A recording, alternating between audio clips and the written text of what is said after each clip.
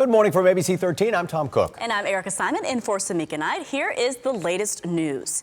Since 5:30 this morning, we've been telling you about that deadly crash on the Katy Freeway. Sky I-13 has been up over the delays that continue to grow. This all after a man was killed while trying to cross the freeway inbound at Taylor. Let's get you to Catherine Marchand on the ground with the investigation. Well, officers say that the driver did not leave the scene. The car that he was driving was just towed away from here. Take a look at what's going on behind me down the interstate here. We're told that the victim was crossing the freeway on foot when he was hit by the car. The scene is at I-10 and 45. I-10 East is shut down as police investigate. The driver did not show any obvious signs of intoxication, but they did conduct field sobriety tests just to be sure. This happened around 5 o'clock this morning. Police have not identified the victim, but they say it appears he may have come from a homeless camp in the area. We're live at I-10 and 45. Catherine Marchand, ABC 13 Eyewitness News. I'm Jeff Ealing at the Memorial Southwest Hospital, where two deputies and a suspect who was driving the wrong way are recovering from their injuries after a violent head-on collision. The cars collided on the West Park Tollway. The deputies' car had three people in it, a field training officer and a trainee who were in the front seat. They were taking a person to jail. That man was in the back seat. He did have on a seatbelt, but he died from his injuries. The patrol car was eastbound on the West Park Toll Road when a man coming the wrong way in a white Lexus slammed into them. That wrong way driver is identified as 39-year-old Patrick Jogu. Officials with the DA's office says he has at least 2 prior convictions for DUI, and it appears he had been drinking before this crash.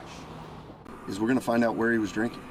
We're going to utilize every tool we have to discover where he became intoxicated, because the information we have right now is he was highly intoxicated. We are told that Patrick Jogu could be sentenced between 5 to 99 years in prison for this fatal crash, and additional charges could be coming. Jeff Ealing, 13 Eyewitness News. Thanks, Jeff. 3 people in a stolen car led police on a chase that ended with them upside down. Yeah, that was the horn of that car, still blaring after they crashed off the North Loop at Kirkpatrick. The driver went off the road, hit a bridge embankment, and went down into the bayou. There were 2 men and a woman in the car. They all got out, crawling out, and tried to run off, but they were caught. That chase actually started way down on the Gulf Freeway.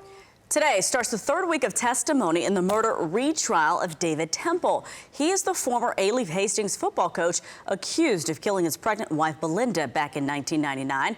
Temple's soon-to-be ex-wife took the stand at the end of last week, just days after she filed for divorce. The trial is expected to last several more weeks. This morning, the Texans get ready for training camp, but one of their players, safety Justin Reed, says he was in a car accident. He shared on Twitter that he's involved in an accident last night, hit from behind, he says, by a drunk driver. But he says he only has a few bruises and no one was seriously injured.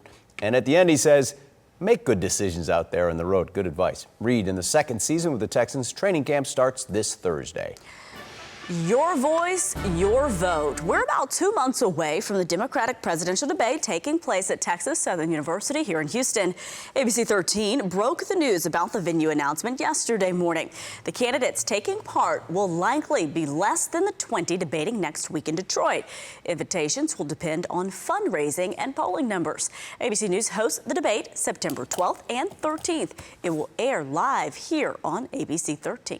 Last night, the Astros closed out their game series with the Texas Rangers, winning it 5-3. 5th straight win for the Astros, and 2 home runs of the game by Michael Brantley. The Astros here at Minute Maid tonight against the Rangers. First pitch, 7:10.